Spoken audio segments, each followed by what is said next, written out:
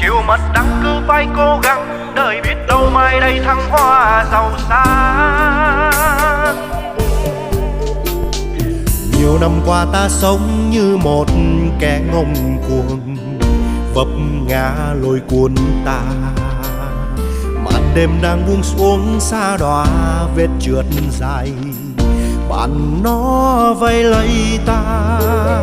Năm 10 năm 43 bạn bè phê pha, tiếng nói tiếng hết anh em nghĩa tình để ra thưa huynh đình ngọt ta tin. Bởi lẽ ta không tin rằng trăm anh em sẽ bỏ ta xa thời trăng tung hoa.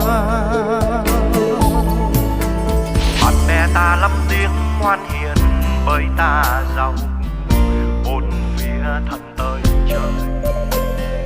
Tiền bạc vơi bát đá sau đầu vết thương dài, vào lúc ta trắng tay.